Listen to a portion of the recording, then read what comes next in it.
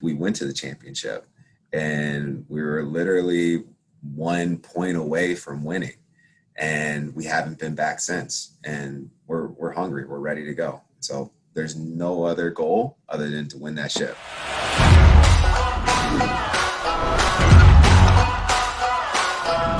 Hey everybody, welcome to another episode of Bree's Breakout. I'm with Matt Hornaday, who does a little bit of everything for the Palm Beach Breakers. I mean, Matt, you told me general manager, owner, coaching. It seems like you just do a little bit of everything. Yeah, whatever needs to get done, that's our focus. And so I've gone from, like you already said, from just general manager to owning the team to being our head recruiter to managing part of our marketing, being our head sponsor getter. Whatever needs to get done, we just make it happen. A little bit of everything. I love it. So first, Matt, how excited are you? I mean, season's right around the corner. Oh yeah, I'm stoked, man. I literally was itching at the end of the As One tournament to get back on the grid and be able to be back out there with my athletes. So I literally cannot wait. I'm so stoked for this season. Now, what's your recruiting strategy been like for this upcoming season, and where exactly are you now in that process? Yeah, good question. So we have a really solid core group that we're bringing back from the As One tournament. So in this off season, what our focus was with recruiting was just trying to find those additional athletes that complemented our core that we already have, and then build a strong foundation. And so our focus, if we could literally keep 100% of our team every single year, we would do it, right? Yeah. But obviously people have certain things that go on in their lives, whether it be jobs or families, whatever, that causes them to have to, bail out for a year. So right now we focus on just filling in those little holes that we have. And of course, I don't know if you know this, but we're global, we're international, all of that. And so we are not afraid to recruit somebody from overseas, a different country, different state, whatever it is. If you're down to come over here and play and you fit what we're looking for, we're all in. Yeah. How do you find these players internationally? Like, what is that process like? So the league does actually a really good job with the trials to help build awareness for the league in general, right? And it takes a lot of social media stalking, I'll call it, to really identify if all of these athletes will fit for us. And so usually what we'll do is we'll find them one way or another, whether it be them liking us through our social media, and then we just kind of track them and monitor and see what they're doing and start a conversation with them. Or we get them through the trials. We also get a lot of people, it's referrals, right? Yeah. So whether it be athletes that are currently on our team, or it's somebody else that really enjoys the sport and knows somebody else that might be a good fit for our team, we'll take those referrals in and communicate with those people and see if they'll be a good fit for us as well. Now, internationally, where have you had players from? So Argentina is one of our players has come from there, and she's actually going to be moving here for this season. Nice. So that's big. That's awesome. We did have a couple athletes that we were recruiting out of France, but because of COVID, they weren't able to come to the past season and the travel restrictions. So that one is on hold, but be on the watch out for that one because they might be coming around. Ooh, that's exciting. Now, are you now coming up with the next season? Are you specifically looking to add to any specific roles like strength, body weight, or are you just pretty open to anything you see? No, another good question. So we do have some openings. We had a body weight specialist for our girls that was open. We have a utility for actually both our male and female group. And of course, I think we have one left, a barbell specialist on either side, male or female. So we've got a little bit left for each position. So again, shameless plug, but if there's anybody else that's out there that's looking to join a team, we got a little bit of time left and we have about one position available for each of those roles. So let us know.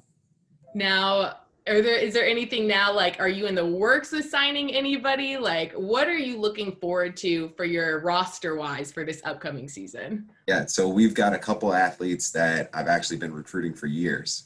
And one of them just confirmed this morning that she intends to sign with us. And then with her, we also got another athlete this morning that also confirmed that he intends to sign with us as well, which are going to be major players for us. And so we're really excited about that. We actually, sadly, one of our athletes that we're really excited about signing got into a car accident recently.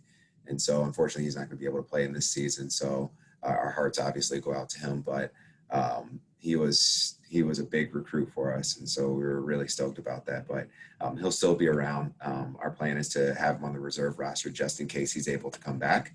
But that was a major blow to our overall team. But we're just, we're going to try and see what we can do to fill that position.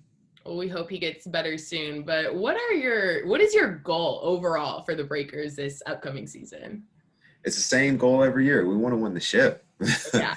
No question about it. So the Breakers have transitioned. We were originally the Palm Beach Elite in the very first season of the Grid League, and we went to the championship. And we were literally 1 point away from winning, and we haven't been back since. And we're hungry. We're ready to go. So there's no other goal other than to win that ship. Yeah, now that is an interesting story that you brought up. Why exactly did those two teams come together to make the Breakers? Mm-hmm. So this was about 2 seasons ago, or at the end of 2 seasons ago. We had an opportunity because what was happening were we had athletes from the Palm Beach Elite, and then we had athletes from the Pompano Pulse that played together, competed together in other competitions, all this other stuff. And so there was that natural bond. And at the same time, we were our teams geographically were so close that we were just diluting our talent pool by splitting them up amongst 2 teams.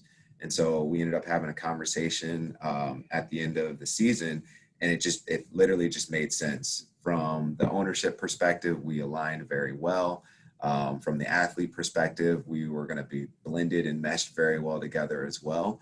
And then, obviously our athletes were, like we said, they were all friends. And so they knew each other already and competed with each other. And so it was just a natural fit. And so once everybody got on board and the league was going to allow us to do it, there was no question about it.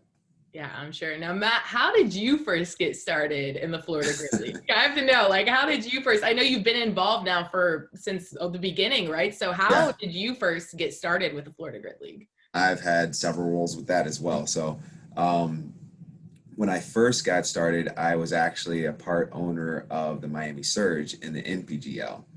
Okay. And then once Mather and Ruby created the Florida Grid League, then I ended up coming on as the assistant to Mather, essentially. I think it was the assistant director or something like that. And I was just helping out at the matches, making sure that the rosters were correct. And then we were doing all the point systems and all of that stuff. So just kind of assisting them as much as I possibly could. And then after that season, an opportunity came about to help out with the Palm Beach Elite. And there was a couple of different partners that were there. And we all had our specific roles, right? And then one of the partners ended up having to bail just for personal reasons. And then it was me and the coach. And so we just wrote it out and we sucked it up and took care of the team and managed that for a couple of years together. And then our coach got pregnant. And so she needed to take a little bit of time off the last season for the AS1 tournament. And then she just got pregnant again. And so now she's, again, obviously taking this season off. But so now it leaves myself, but then obviously my other business partner, Matt Morgan, he's there with us as well. And so he came over from the Pompano Pulse. And so we've been just managing the whole thing together with ourselves now. So it's been a journey, but yeah, I've been involved with the league forever. I mean, I was doing the Grid 6 tournaments, won a couple of those back in the day as well. And now I'm an owner of a team. I mean, yeah. So why have you chose to stay in the Florida Grid League from player to assistant to, general manager, owner? Why is it so rewarding to you to be in the Florida Grid League?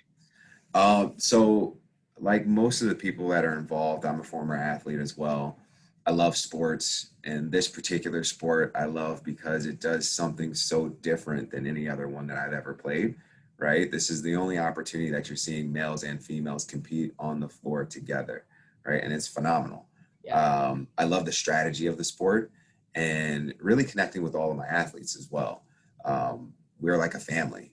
And so we have our own group text, and, part of the time we're talking about grid, the other part of the time we're just shooting, like just talking to each other, and I love that. I love it, love it, love it. And it's just the atmosphere when you're on the grid, and just hearing that crowd roar for your athletes is phenomenal. It's just like right now I'm starting to get chills from it. So it's amazing.